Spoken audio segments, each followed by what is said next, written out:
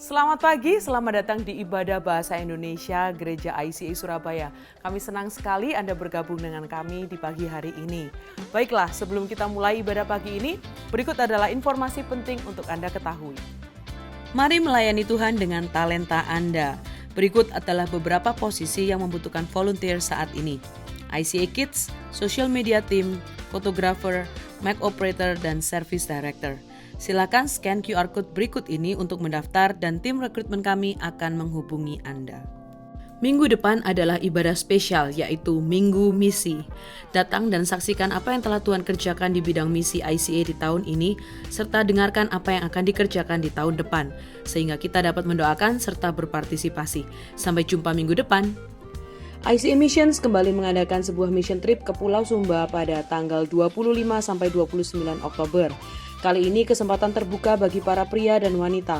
Dalam trip kali ini akan dilakukan pelayanan bagi anak-anak, kaum muda, pelayanan kesehatan, serta pembangunan 2 gedung.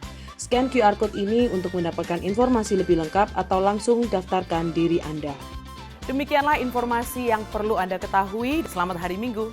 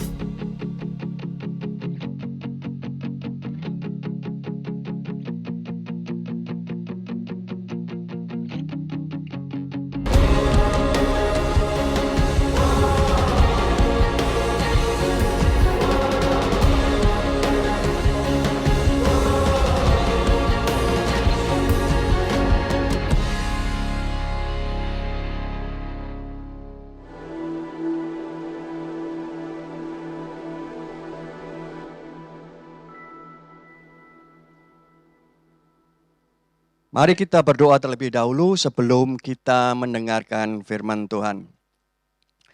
Bapa Surgawi, kami mengucap syukur bahwa oleh kasih karunia-Mu, saat ini kami bersama-sama bisa beribadah di tempat ini.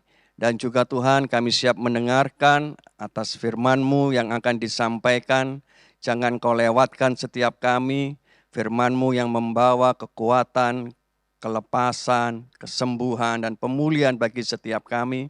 Urapi Tuhan, hamba-Mu yang akan menyampaikan, agar apa yang keluar dari mulut hamba-Mu ini adalah daripada-Mu saja, yang Kau sertai dengan kuasa Roh Kudus yang akan meliputi setiap kami Tuhan, dimanapun kami mendengar kebenaran firman-Mu ini, bahwa ada kuasa-Mu yang Kau nyatakan, dan semuanya adalah bagi kemuliaan nama-Mu. Hanya di dalam nama Tuhan Yesus, penebus kami yang hidup, kami siap mendengarkan firman-Mu. Amin. Shalom Bapak Ibu Saudara sekalian, senang sekali bisa berjumpa kembali dengan Bapak Ibu semua. Perkenalkan, saya Antoni Nadi, saya salah satu daripada tim pengkhotbah di ICA. Dan kita saat ini ada dalam seri yang terakhir daripada perubahan dari dalam keluar. Kita sudah melakukannya selama 5 minggu, sekarang adalah minggu yang ke-6. Tapi sebelum kita melihat lebih jauh mengenai topik apa pada saat ini, saya persilakan saudara untuk bisa mengambil roti atau crackers atau jus, karena kita akan mengadakan komuni bersama nanti. Nah, kalau saudara mengikuti daripada seri dari perubahan dari dalam keluar selama beberapa minggu, yaitu minggu yang pertama adalah berbicara bagaimana menanggalkan manusia lama dan mengenakan manusia baru. Yang minggu kedua adalah bicara mengenai kebutuhan akan dikenali dan menyingkirkan blind spot, titik buta di dalam hidup setiap orang percaya. Dan yang ketiga, minggu ketiga berbicara mengenai berhenti akan kebiasaan buruk dan membangun kebiasaan ilahi. Minggu yang keempat, tentunya saudara sebagian juga masih ingat adalah bagaimana kita membangun pondasi yang baru di dalam hidup kita. Dan minggu lalu berbicara mengenai menghadapi masalah pencobaan hidup dengan karakter ilahi.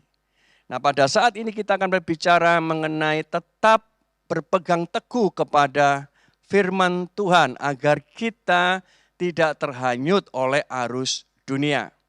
Jadi diharapkan dengan kita menyelesaikan series ini, tentunya bukan berakhir daripada hal yang hanya kita ketahui, tetapi adalah sebuah perjalanan baru, di mana setiap kita akan melakukan apa yang telah kita tahu dengan pertolongan Roh Kudus agar kita semakin hari semakin diubahkan menjadi serupa dengan Kristus.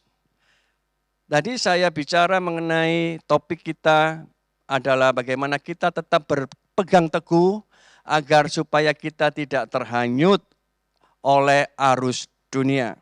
Agar kita tidak kehilangan fokus. Dan supaya apa yang kita utamakan tidak digantikan oleh hal-hal yang lain yang kurang berarti. Nah, sebagai contoh, selama pandemi tentunya ibadah kita ini berubah dari yang sebelumnya offsite yang ada di gedung, ibadah bersama-sama, diubah menjadi ibadah onsite di rumah masing-masing, dilihat melalui streaming. Tentunya perubahan ini akan membawa sesuatu yang aman, karena dengan di rumah sendiri tentunya tidak bercampur dengan orang yang banyak dan bisa menghilangkan daripada risiko penularan akan COVID. Dan di rumah, ibadah di rumah tentunya lebih nyaman dibanding di tempat ruang ibadah. Namun, selama melakukan ibadah secara online, tentunya di rumah akan terdapat banyak gangguan, distraksi yang membuat banyak orang, termasuk juga saya, adalah banyak kehilangan fokus.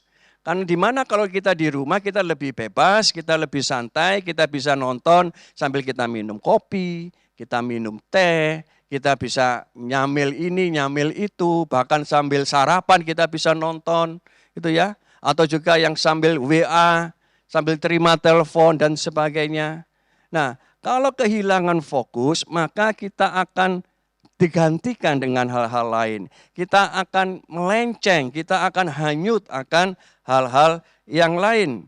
Dan itu yang membuat akhirnya ibadah kita yang kita lakukan tidak berjalan sebagaimana mestinya. Dan tentu saja mengenai kita hanyut, kita tidak fokus, ini tidak hanya bicara dalam satu area saja dalam hal ibadah, maupun juga oleh hal-hal yang lain. Biasanya itu mencakup semua area di dalam kehidupan manusia. Baik orang yang mengalami persoalan, tekanan hidup yang berat di dalam hidupnya, apakah itu karena masalah ekonomi, keuangan, masalah kesehatan, masalah hubungan, itu yang membuat akhirnya fokus seseorang itu akhirnya melenceng, artinya tergantikan, hanyut kepada hal-hal yang lain. Tidak hanya orang yang di dalam kesesakan, melainkan juga orang yang mengalami kenyamanan hidup, yang dimana semuanya serba ada, semuanya tersedia, itu juga bisa membuat seseorang itu menjadi hanyut dan ia melenceng menjauhi daripada kebenaran. Dan kata hanyut ini adalah berbicara mengenai segala suatu proses yang berjalan secara perlahan dan tidak disadari. Misalkan saja apabila seseorang itu bermain dan berenang di pantai, gitu ya, dan ia melakukannya dengan sukacita dengan teman-temannya, apabila dia dilakukan tanpa sadar, maka ombak itu perlahan-lahan akan membawa ia ke tengah.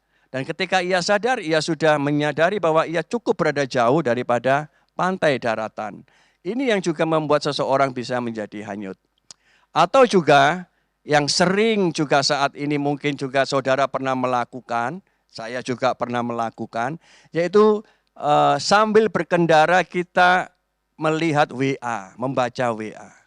Ini sesuatu hal yang sangat berbahaya. Kenapa? Tanpa disadari ketika fokus kita alihkan dari jalan menuju ke HP kita, maka tanpa disadari maka arah kendaraan kita ini akan melenceng daripada jalur yang sebenarnya. Dan itu sangat, sekali lagi sangat berbahaya. Artinya ketika kehilangan fokus yang utama, maka itu akan digantikan dengan hal yang lain dan itu yang akan membuat seseorang itu melenceng akan hal-hal yang seharusnya tidak terjadi. Saudara, kita hidup di era yang dimana setiap hari kita dibanjiri oleh informasi dari mana saja, seluruh dunia bisa kita terima dengan mudah dan cepat. Dari semua informasi mungkin jutaan atau miliaran informasi dalam satu hari yang mungkin kita bisa terima, itu ada informasi yang baik, informasi yang membangun kita, informasi yang memberikan kita pengetahuan hal-hal yang baru, namun juga tidak sedikit itu ada informasi-informasi yang menyesatkan kita, yang bertentangan dengan kebenaran. Apabila kita tidak memfilter mengenai informasi-informasi yang menyesatkan tersebut, kita terima saja, kita masukkan saja di dalam pikiran kita, maka perlahan-lahan pikiran kita ini akan kehilangan fokus utamanya sebagai orang percaya, yaitu kepada Kristus Yesus. Nah, Rasul Paulus mengingatkan hal ini di dalam suratnya kepada jemaat di Roma, yaitu di Roma pasal yang ke-12 ayat yang kedua, dikatakan, janganlah kamu menjadi serupa dengan dunia ini, tetapi berubahlah oleh pembaharuan budimu, sehingga kamu dapat membedakan manakah kehendak Allah, apa yang baik, yang berkenan kepada Allah, dan yang sempurna. Artinya Paulus pada zaman dahulu itu juga mengingatkan kepada orang-orang percaya di Roma, di sekelilingmu itu banyak hal yang mencoba untuk mengalihkan fokus utamamu yaitu kepada Kristus, kepada hal-hal yang lain, kepada nilai-nilai dunia. Berhati-hatilah, jangan kehilangan fokus, tetaplah melihat kepada Kristus Yesus. Pesan ini adalah masih sama yang juga bisa buat kita pada saat ini. Yaitu untuk kita tidak memalingkan fokus kita kepada Tuhan, kepada hal-hal yang begitu banyak, yang begitu menggoda, yang terjadi di dalam kehidupan kita setiap hari. Ketika kita mulai bermain-main dengan kita lengah, ketika kita tidak lagi mengalihkan pandangan kita kepada Kristus, kita sibuk dengan pandangan-pandangan yang lain, maka perlahan, maka apa yang menjadi pegangan utama kita yaitu Kristus Yesus, itu digantikan dengan nilai-nilai dunia. Kita tidak lagi berpegang teguh kepada firman-Nya, namun kita terhanyut arus dunia. Akhirnya apa saudara? Bahwa kebenaran firman Tuhan yang telah kita terima, kita downgrade, tergradasi kepada hal yang sama dengan pandangan dunia. Jadi di sini Paulus mengingatkan betapa pentingnya untuk kita tidak kehilangan fokus kepada apa yang menjadi tujuan utama dalam kehidupan kita, yaitu Kristus Yesus. Dan mari kita baca di surat Ibrani pasal yang kedua, ayat yang pertama sampai ayat yang keempat. Itu pun juga sebuah peringatan kepada orang-orang percaya yang ditujukan oleh penulis Ibrani ini, agar juga tetap waspada, tetap fokus terhadap apa yang menjadi tujuan utama yaitu Kristus Yesus.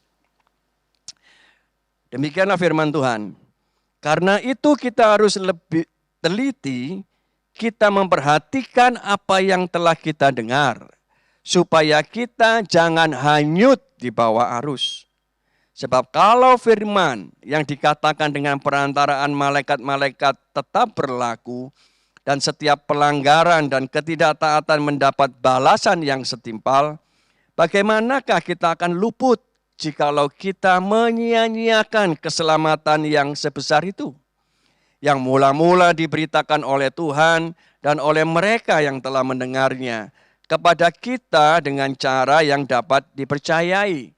Sedangkan Allah meneguhkan kesaksian mereka oleh tanda-tanda dan mujizat-mujizat, oleh berbagai-bagai penyataan kekuasaan dan karunia Roh Kudus yang dibagi-bagikannya menurut kehendaknya. Penulis surat Ibrani ini memberikan sebuah peringatan kepada pembacanya, yaitu agar tetap berpegang teguh kepada kebenaran Injil yang memberikan keselamatan, supaya tidak hanyut oleh arus dunia. Peringatan ini adalah sebuah hal yang tentunya belajar dari pengalaman-pengalaman daripada orang-orang yang terdahulu, yang juga kita bisa dapati di dalam Alkitab mengenai beberapa tokoh Alkitab yang kita tahu, orang-orang yang dekat dengan Tuhan, tetapi mereka juga ikut terhanyut oleh arus dunia dan kehilangan fokusnya kepada Tuhan. Mari kita lihat yang pertama yang terjadi antara Lot dan Abraham di Kejadian yang ke-13. Abraham waktu itu bernama Abram, dan Lot keponakannya saat itu adalah masing-masing menjadi orang yang sangat kaya. Mereka memiliki banyak tenda, banyak domba, dan banyak lembu. Dan karena mereka masing-masing memiliki kekayaan, jumlah ternak yang begitu besar, ternak mereka digembalakan oleh para gembala mereka masing-masing ke wilayah yang ada di tempat tinggal mereka. Suatu hari terdapat perkelahian antara gembala Abraham dan gembala Lot, karena mereka memperebutkan sebuah wilayah untuk pengembalaan ternak mereka. Dan akhirnya karena Abraham tidak mau menjadikan Lot sebagai musuhnya, akhirnya mereka memutuskan untuk berpisah. Dan Abraham mengizinkan Lot, meminta Lot untuk memilih terlebih dahulu wilayah mana yang ia kehendaki. Alkitab mencatat ketika Lot melihat lembah Yordan yang begitu banyak airnya, hatinya terpikat. Dan ia memilih lembah Yordan itu sebagai wilayahnya. Dan Abraham akhirnya meninggalkan wilayah itu menuju ke tanah Kanaan. Dikatakan bahwa di ayat yang ke-12 bahwa Abraham menetap di tanah Kanaan, tetapi Lot berkemah di dekat Sodom. Rupanya di lembah Yordan yang subur itu, yang banyak airnya itu, terdapat sebuah kota yang bernama Sodom. Dan Lot berkemah di dekat daripada kota itu. Dan dikatakan selanjutnya, adapun orang Sodom sangat jahat dan berdosa terhadap Tuhan. Pada suatu hari terjadilah sebuah peperangan antara Raja Sodom dan beberapa sekutunya melawan dengan Raja Kedorlaomer. Sebab selama belasan tahun ternyata kerajaan Sodom dan beberapa kerajaan lainnya itu takluk kepada kerajaan Kedorlaomer. Jadi mereka memutuskan pada tahun itu mau memberontak. Tetapi akhirnya Raja Sodom ini dan kawan-kawannya kalah perang.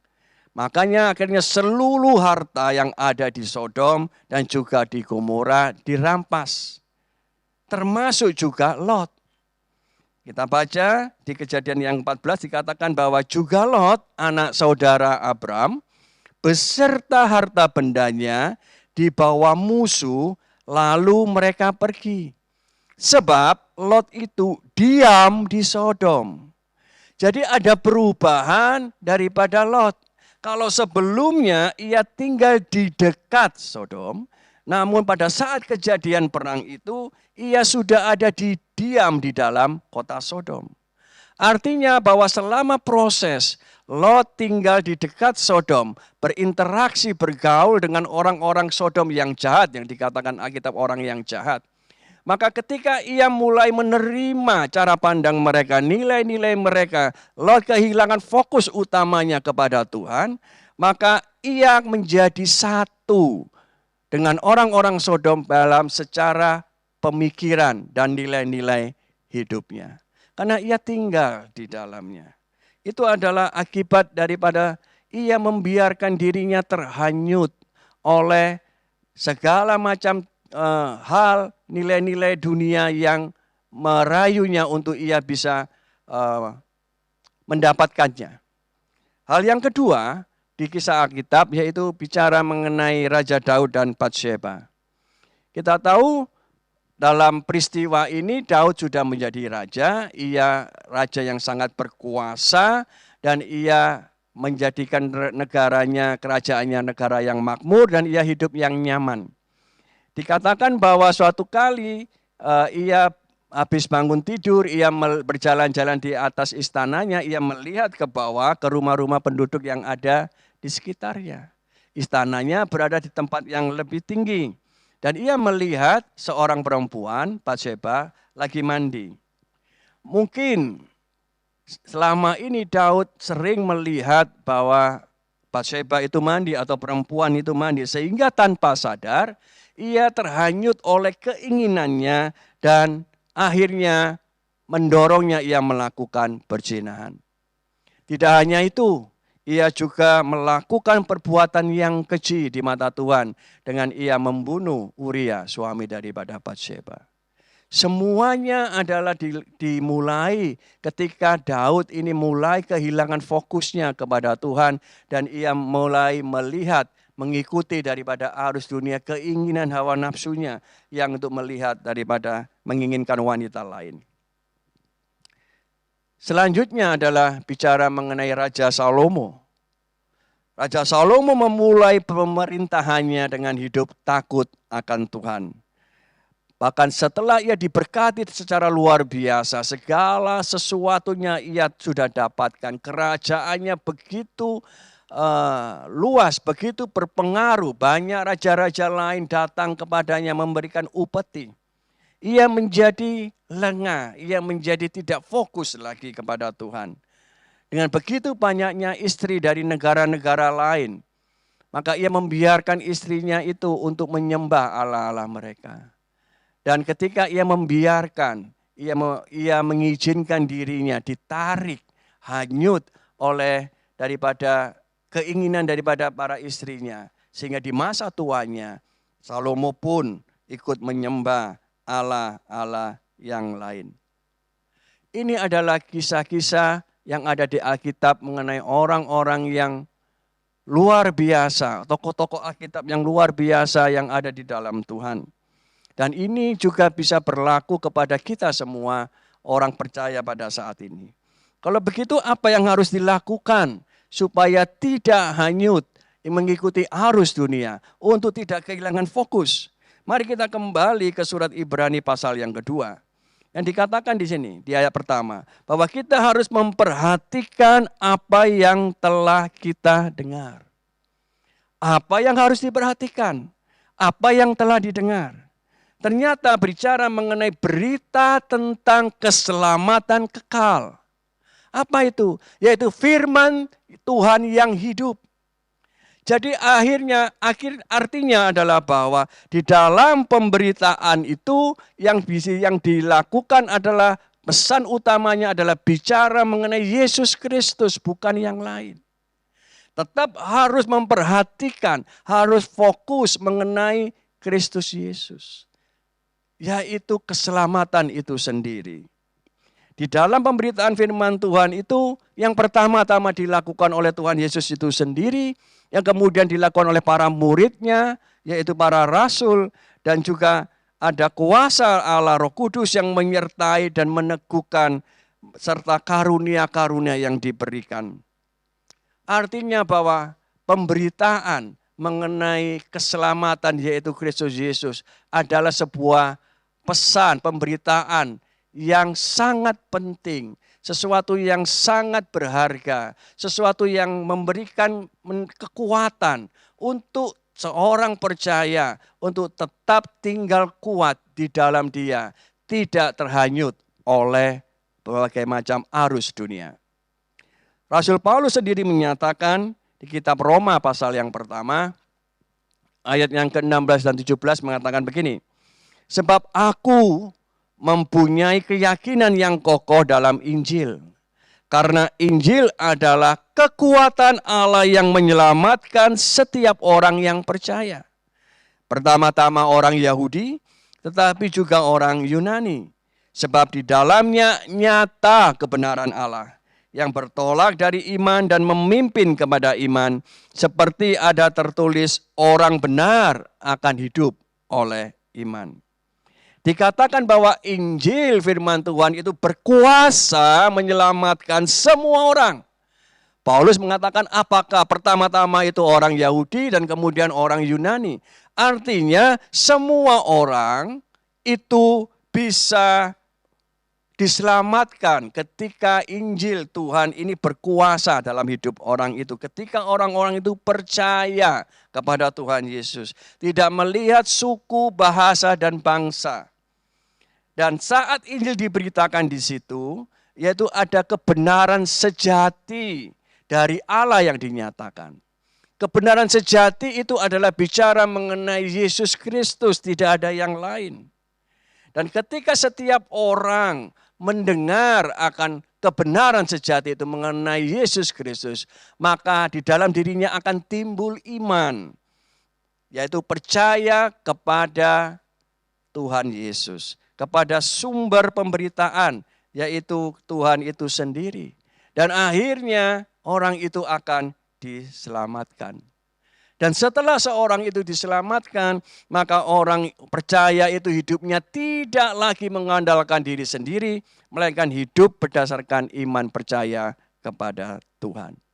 Ini adalah sebuah hal yang baik Rasul Paulus mengingatkan maupun penulis surat Ibrani juga memperingatkan bahwa pemberitaan mengenai kabar keselamatan, mengenai firman Tuhan yang hidup yaitu Kristus Yesus. Itu adalah satu-satunya pemberitaan yang sangat penting. Yang membuat seorang percaya itu dapat berdiri kuat, berdiri kokoh, tegar menghadapi daripada segala bujuan rayuan daripada arus dunia yang saat ini semakin hari semakin besar. Cinta Tuhan dan cinta firman-Nya adalah hal yang tidak dapat dipisahkan oleh setiap orang percaya. Seorang bisa berkata bahwa ia cinta Tuhan. Namun bila ia tidak pernah mencintai firman-Nya, ia tidak pernah membaca, merenungkan, dan melakukannya, maka apa yang ia katakan bahwa ia cinta Tuhan, bahkan mungkin ia mampu menyanyikan lagu Ku Cinta Tuhan Yesus, perlu diragukan perkataannya. Karena itu adalah dua hal seperti mata uang yang saling tidak dapat dipisahkan. Kalau saudara ingat 2 minggu lalu, kita belajar mengenai 2 macam pondasi daripada hidup ini. Yaitu yang satu, seseorang membangun pondasi hidupnya di atas pasir. Artinya ia membangun hidupnya tanpa pondasi firman Tuhan yang kokoh. Akhirnya ia akan mudah hanyut oleh berbagai macam persoalan hidup. Ia terhanyut oleh bujuk rayu daripada dunia, keinginan dirinya sendiri, yang akan menyebabkan hidupnya akan hancur. Orang yang kedua bahwa ia membangun hidupnya di atas batu yang kokoh, yaitu menjadikan firman Tuhan, yaitu Kristus Yesus sendiri sebagai yang terutama di dalam hidupnya. Ketika terjadi berbagai macam banjir, hujan, angin, bangunan itu tetap kokoh berdiri.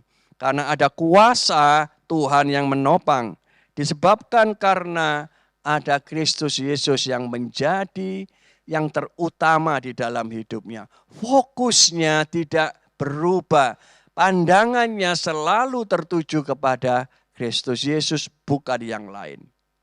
Dan ini adalah sebuah hal yang perlu untuk kita perhatikan, yang perlu kita utamakan di dalam hidup ini. Di tengah, tadi saya katakan begitu hiruk pikuknya dunia ini dengan nilai-nilai yang bertentangan dengan firman Tuhan. Setiap hari ketika kita membuka HP kita, begitu banyak informasi, begitu banyak godaan yang masuk, yang mencoba kepada setiap kita orang percaya mengalihkan pandangan kita kepada hal-hal yang lain. Rasul Paulus mengatakan mengenai keutamaan Yesus di dalam suratnya kepada jemaat di Kolose. Dikatakan begini, bahwa ia adalah gambar Allah yang tidak kelihatan. Artinya ketika seseorang melihat Yesus, itu adalah melihat Allah sendiri. Sebab Yesus adalah Allah. Dan yang sulung, artinya yang pertama, lebih utama dari segala yang diciptakan. Ini bukan berarti bahwa Yesus adalah sebuah ciptaan, bukan. Namun ia adalah seorang pencipta. Dikatakan begini ayat selanjutnya, karena, kenapa ia seorang pencipta, bukan ciptaan? Karena di dalam dialah, telah di dalam Kristus Yesus, telah diciptakan segala sesuatu. Yang ada di surga dan yang ada di bumi, yang kelihatan dan yang tidak kelihatan, baik singgasana maupun kerajaan, baik pemerintah maupun penguasa, segala sesuatu diciptakan oleh Dia dan untuk Dia. Segala sesuatu yang ada di dunia ini, tidak ada satupun yang tidak diciptakan melalui Kristus Yesus. Dan semua ciptaannya ini masing-masing memiliki sebuah tujuan yang sama, purpose yang sama. Yaitu untuk hidup bagi Dia. Hidup bagi Kristus Yesus, tidak ada tujuan lain yang lebih mulia daripada setiap orang percaya, setiap ciptaannya, setiap tebusannya adalah untuk hidup bagi Dia. Dikatakan bahwa ia ada, Kristus ada terlebih dahulu dari segala sesuatu, dan segala sesuatu ada di dalam Dia. Ialah kepala tubuh, yaitu jemaat. Ialah yang sulung, yang pertama bangkit dari antara orang mati, sehingga ia yang lebih utama dalam segala sesuatu. Karena seluruh kepenuhan Allah berkenan diam di dalam Dia. Artinya ini penegasan kembali bahwa Yesus itu adalah Tuhan yang berdaulat dan berkuasa. Karena semua kuasa Allah, semua kedaulatan Allah Bapa itu juga dimiliki oleh Kristus Yesus. Dan oleh Dialah, oleh Kristus Yesus, Ia memperdamaikan segala sesuatu dengan dirinya. Baik yang ada di bumi maupun yang ada di sorga. Sesudah Ia mengadakan pendamaian oleh darah salib Kristus. Yaitu sebagai tebusan bagi dosa-dosa kita. Juga kamu yang dahulu hidup jauh dari Allah dan yang memusuhinya dalam hati dan pikiran, seperti yang nyata dari perbuatanmu yang jahat, sekarang diperdamaikannya di dalam tubuh jasmani Kristus oleh kematiannya, untuk menempatkan kamu kudus dan tak bercela dan tak bercacat di hadapannya. Ini namanya kita mendapatkan kasih karunia. Sesuatu yang seharusnya tidak layak kita terima, Tuhan berikan. Seharusnya kita yang dulunya hidup jauh dari Allah, yang kita menjadi seteru Allah, sekarang oleh kematian Yesus di atas kayu salib, darahnya yang dicurahkan sebagai korban penebusan, membasuh segala dosa kita. Kita diperdamaikan kembali oleh Bapa melalui dirinya. Itu adalah kasih karunia. Oleh sebab itu, kita orang-orang yang telah mendapatkan kasih karunia harus bertekun dalam iman, tetap teguh dan tidak bergoncang, dan jangan mau digeser dari pengharapan Injil yang telah kamu dengar dan yang telah dikabarkan di seluruh alam di bawah langit, yang aku ini Paulus telah menjadi pelayannya. Artinya Paulus menegaskan kembali bahwa kita sebagai orang percaya, kita adalah orang-orang yang telah ditebus oleh Kristus. Kita harus tetap teguh di dalam iman. Untuk kita tidak mau digoncangkan, tidak mau kita ini digeserkan, hanyut oleh daripada nilai-nilai dunia. Tetap kita memiliki pengharapan di dalam Injil yang telah kita dengar, yang telah menyelamatkan hidup kita. Saudara, bukan kebetulan bahwa message ini bertepatan dengan kita akan melakukan komuni. Yaitu bagaimana kita melihat keutamaan daripada Kristus Yesus. Apa yang telah Ia lakukan bagi kita di atas kayu salib. Yaitu melalui tubuh dan darahnya sebagai korban tebusan. Agar kita diperdamaikan kembali dengan dirinya. Dan yang menjadi penopang, sumber kehidupan dan kekuatan di dalam hidup kita. Karena kita ini adalah sebagai miliknya. Mari saya beri waktu sejenak untuk saudara bisa menyiapkan roti dan juga jus untuk kita akan segera memulai komuni. Dan bagi saudara yang sudah, mari bersama-sama dengan saya mengangkat daripada roti ini di tangan kanan saudara. Sebab apa yang telah kuteruskan kepadamu, telah aku terima dari Tuhan, yaitu bahwa Tuhan Yesus pada malam waktu Ia diserahkan mengambil roti. Dan sesudah itu Ia mengucap syukur atasnya. Ia memecah-mecahkannya dan berkata, inilah tubuhku yang diserahkan bagi kamu. Perbuatlah ini menjadi peringatan akan aku. Mari saudara kita makan tubuh Kristus.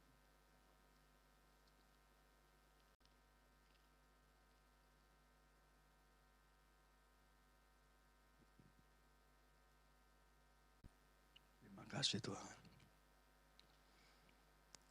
Saudara bisa mengangkat jus saudara di tangan kanan saudara. Demikian juga Ia mengambil cawan sesudah makan lalu berkata, cawan ini adalah perjanjian baru yang dimeteraikan oleh darahku. Perbuatlah ini setiap kali kamu meminumnya menjadi peringatan akan aku. Sebab setiap kali kamu makan roti ini dan minum cawan ini, kamu memberitakan kematian Tuhan sampai Ia datang. Dalam nama Yesus. Terima kasih Tuhan. Saya akan akhiri ibadah pada pagi hari ini dengan kita berdoa bersama-sama. Untuk ungkapkan rasa syukur kita mengenai apa yang telah Tuhan Yesus kerjakan di dalam kehidupan setiap kita. Kami mengucap syukur Tuhan Yesus atas segala apa yang telah Kau kerjakan di atas kayu salib bagi kami. Bahwa kami yang dahulunya adalah musuh daripada Allah, telah Kau perdamaikan dan telah Kau angkat kami menjadi anak-anak-Mu. Semuanya ini, seluruhnya adalah karya-Mu. Semuanya ini semata-mata Kau berikan adalah karena kasih-Mu. Tuhan, pada pagi hari ini kami mendengar firman-Mu untuk bagaimana kami tetap berpegang teguh kepada Engkau, kepada firman yang hidup. Agar kami tidak hanyut oleh arus dunia. Kami meminta pertolongan-Mu melalui dengan pertolongan Roh Kudus yang menyertai setiap kami. Untuk kami hari demi hari. Untuk kami dapat berjalan dengan setia mengikuti-Mu. Untuk mata kami tetap terarah hanya kepada-Mu saja. Karena hanya di dalam Engkau Tuhan Yesus ada kekuatan, ada penopang yang kuat yang akan menolong kami untuk kami tetap berjalan dengan setia bersama dengan Engkau. Terima kasih Bapa untuk firman-Mu yang memberikan kekuatan, memberikan peneguhan, yang memperbarui hidup kami untuk kami segera mengalihkan pandangan kami hanya kepada-Mu saja saat ini. Terima kasih hanya di dalam Nama-Mu yang mulia, Kristus Yesus Tuhan dan menebus kami yang hidup. Amin. Dan saudara, kita akan tutup akhiri pada pagi hari dengan doa berkat. Mari angkat kedua tangan saudara.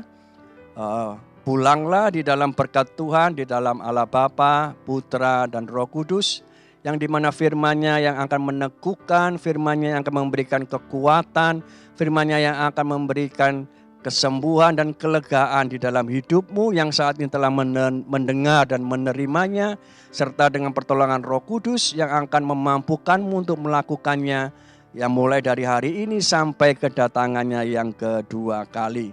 Dalam nama Yesus, amin. Sampai jumpa minggu depan, saudara. Kita bertemu lagi di ibadah bahasa Indonesia ICA dan Tuhan memberkati. Kami senang Anda bergabung dengan ibadah ICA hari ini. Selamat berakhir pekan dan sampai jumpa minggu depan. Tuhan berkati Anda dan keluarga. Mari melayani Tuhan dengan talenta Anda. Berikut adalah beberapa posisi yang membutuhkan volunteer saat ini. ICA Kids, Social Media Team, Photographer, Mic Operator, dan Service Director. Silakan scan QR Code berikut ini untuk mendaftar dan tim rekrutmen kami akan menghubungi Anda. Minggu depan adalah ibadah spesial yaitu Minggu Misi. Datang dan saksikan apa yang telah Tuhan kerjakan di bidang misi ICA di tahun ini, serta dengarkan apa yang akan dikerjakan di tahun depan, sehingga kita dapat mendoakan serta berpartisipasi. Sampai jumpa minggu depan. ICA Missions kembali mengadakan sebuah mission trip ke Pulau Sumba pada tanggal 25 sampai 29 Oktober. Kali ini kesempatan terbuka bagi para pria dan wanita. Dalam trip kali ini akan dilakukan pelayanan bagi anak-anak, kaum muda, pelayanan kesehatan, serta pembangunan 2 gedung. Scan QR Code ini untuk mendapatkan informasi lebih lengkap atau langsung daftarkan diri Anda. Kelompok kecil adalah cara terbaik untuk terhubung dan bertemu dengan lebih banyak teman di ICA. Apabila Anda belum tertanam dalam komunitas Go Group di ICA, silakan kunjungi website ICA atau buka dari aplikasi Church Center untuk menemukan Go Group yang tepat bagi musim kehidupan Anda saat ini. Mari bertumbuh melalui Go Group. ICA Prayer Service diadakan setiap hari Selasa pada pukul 6.30 sampai 7.30 malam lewat Zoom. Anda bisa mengunjungi Instagram kami @ICSBY untuk mendapatkan meeting ID-nya. Mari menyembah dan berdoa bersama. Memberikan persembahan menjadi semakin mudah. Silakan scan QR Code di layar dengan menggunakan aplikasi bank Anda atau kunjungi icasby.com/giving untuk informasi lebih lanjut. Kami rindu untuk bisa mendoakan Anda. Bagikan pokok doa Anda melalui tautan bit.ly/ICA Prayer Online dan bersama kita melangkah dan percaya bahwa Tuhan bekerja. ICA Surabaya mengadakan ibadah online dan juga ibadah onsite di hari Minggu. Ibadah bahasa Indonesia dilaksanakan pada jam 8 pagi dan ibadah bahasa Inggris dilaksanakan pada jam 10 pagi. Untuk mendapatkan lokasi gedung gereja kami ataupun link ibadah online, Anda dapat kunjungi website kami di www.icasby.com atau buka aplikasi Church Center Anda. Ikuti sosial media ICA Surabaya di YouTube, Facebook, Instagram, dan Spotify. Anda dapat menemukan berbagai informasi, playlist musik, video, renungan, dan lainnya.